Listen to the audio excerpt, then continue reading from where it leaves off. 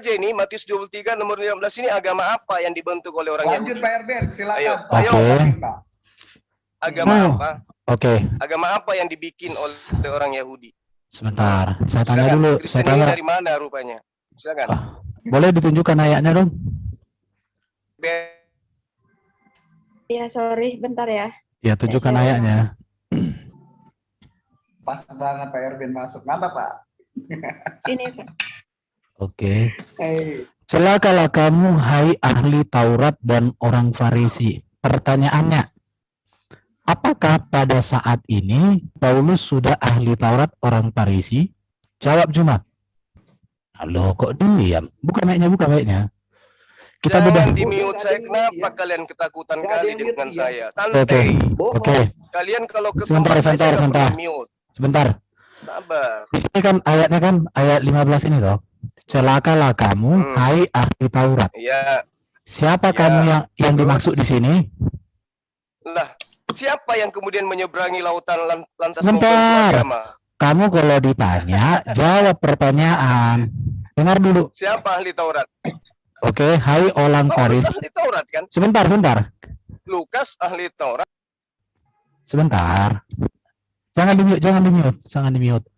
Jadi gini, kalau dibuka aja jangan semua. di-mute. Kalau Oke. dibuka aja semua. Kalau kaca biarin aku dulu TikTok sama dia. Saya ingin bedah ayat dulu. Saya uji sejauh mana kamu mampu Ya. memahami konteks. Jadi gini, kalau kamu kutanya, oke, kamu tahu nggak berapa tahun jarak antara Yesus dengan Paulus? Jaraknya apa? Mereka cuma selisih 2 tahun. Dan kamu harus tahu Erben. Dengarkan Erben. Pasang. Udah. Kamu Paulus sudah salah. Kamu Paulus sudah itu salah. mengaku dipilih dari Sebentar. Semua orang Yahudi dipilih sejak lahir. Ya.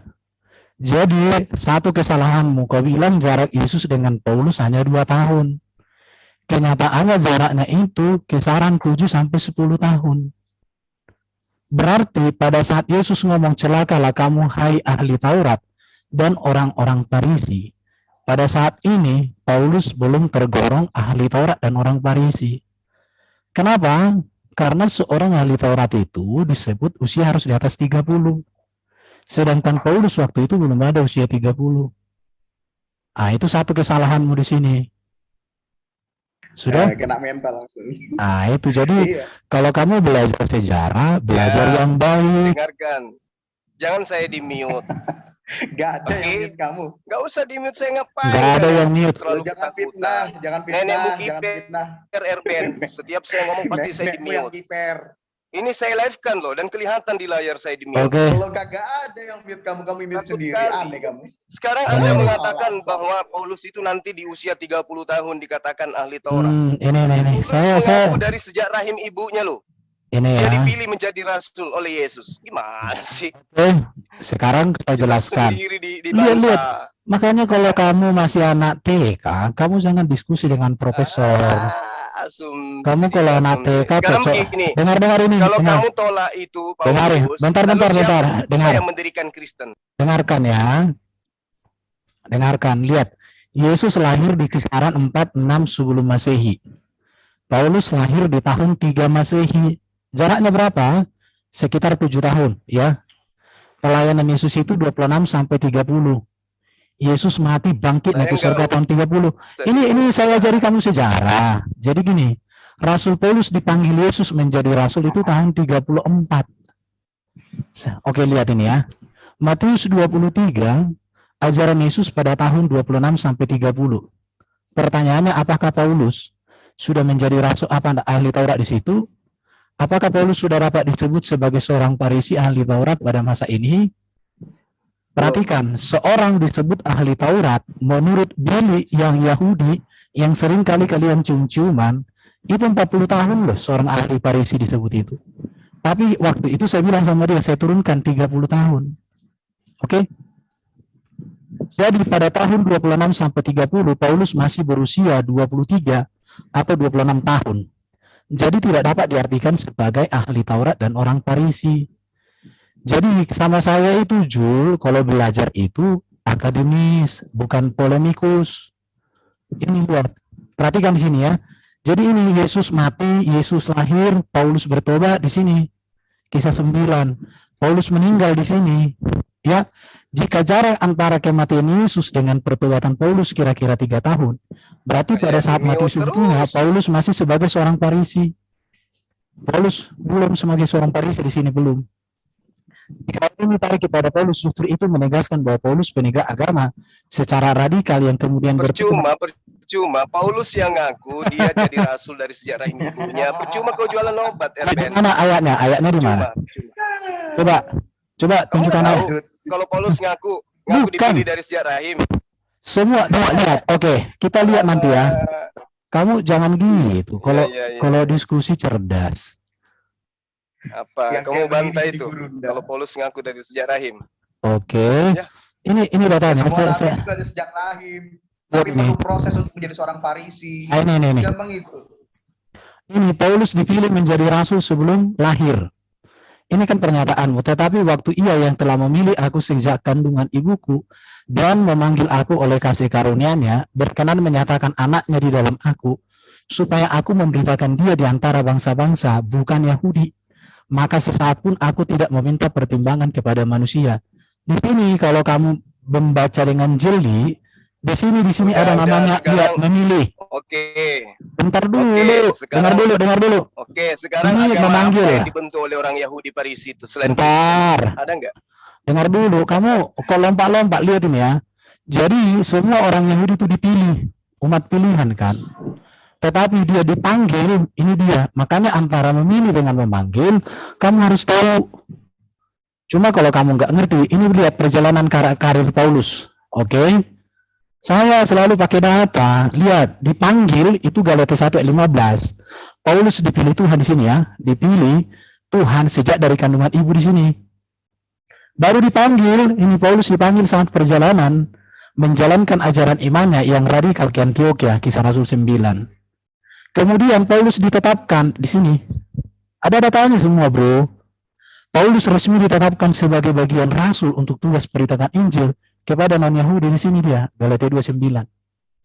Jadi kalau kamu tidak bisa bedakan dipilih dengan dipanggil dengan ditetapkan, ya saya katakan kamu masih tetap TK. Bisa kau pahami nggak ini, Jul? Ini. Bisa Kabur dia nggak? orangnya. Bisa nggak kau pahami ini, Kabur. Jul? Kabur. Kabur dia. Iya, Ya, tapi Tuhan. yang satunya Zoom satunya ada dia, admin Zoom ada dia masuk. Jadi ini, si Juna ini maksud aku belajar itu untuk cerdas, bukan kebalikannya. Ini aja Alwan nih. Oke, Tuh, jadi Alwan. dua wajah Paulus atau karir Paulus sebagai seorang tokoh agama. Dua wajah saya katakan. Pada masa Yahudi, perhatikan ini ya, pada masa Yahudi, penegak hukum agama secara radikal seperti teroris. Tetapi masa jadi Rasul Kristus, penegak ajaran kasih secara radikal. Bedanya di sini hukum agama Yahudi. Kalau di sini penegak kasih. Maka Paulus setelah dia bertobat, nggak pernah berperang, nggak pernah membunuh orang, nggak pernah perilaku yang amoral. Setelah dia bertemu dengan kasih Kristus. Tapi waktu dia sebagai seorang Yahudi, dia radikal. Sampai dia membunuh orang atas nama Allahnya, sembahannya. Kenapa? Atas nama hukumnya. Kayak teroris dia di sini. Ini dua wajah Paulus yang tidak dipahami si Juma. Tapi ya Juma ini, aku udah lama kuajari, tapi nggak cerdas. Lihat nih, di sini ya. Jadi antara dipilih, ini ya. Teman-teman Kristen mengerti nggak yang aku maksud ini apa? Halo? Paham, Bang. Paham ya? Paham. Jadi dipilih dengan dipanggil, itu saja dia nggak bisa bedakan. Paulus dipilih, memang semua orang Yahudi itu umat pilihan kok.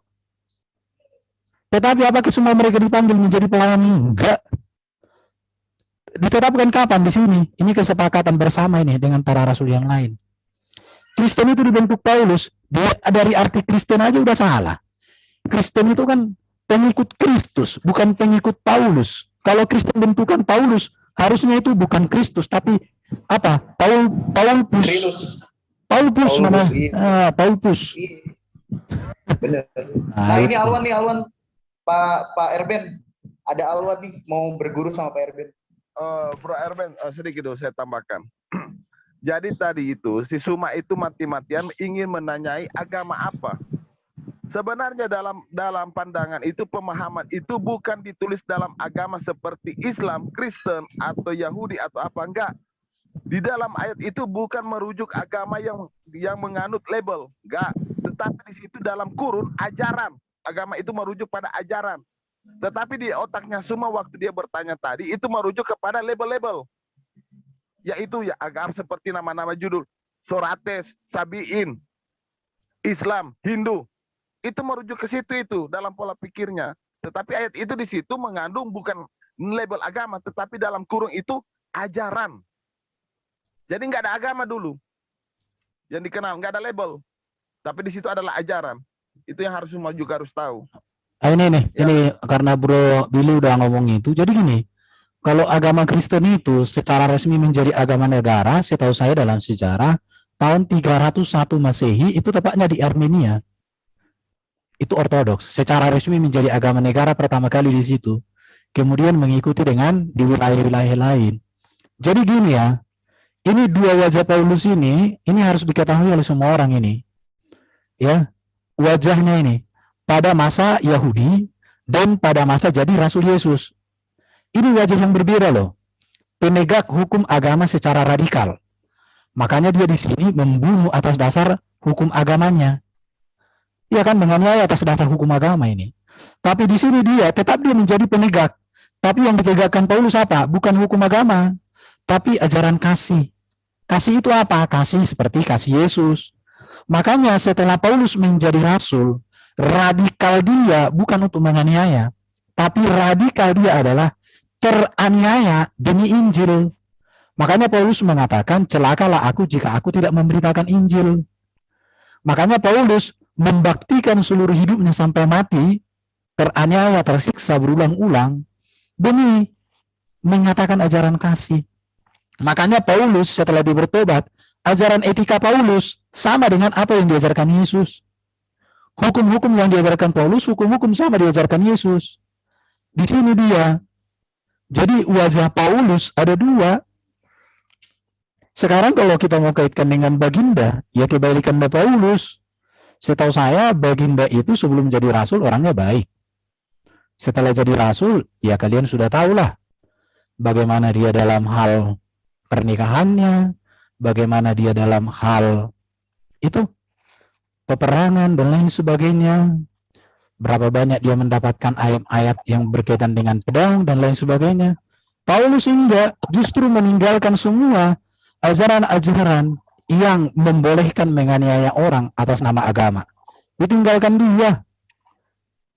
Bahkan Paulus katakan itu dianggap di mana itu ayatnya katakan? Apa yang dahulu merupakan kebanggaan bagiku, sekarang kuanggap sampah karena Kristus, katanya.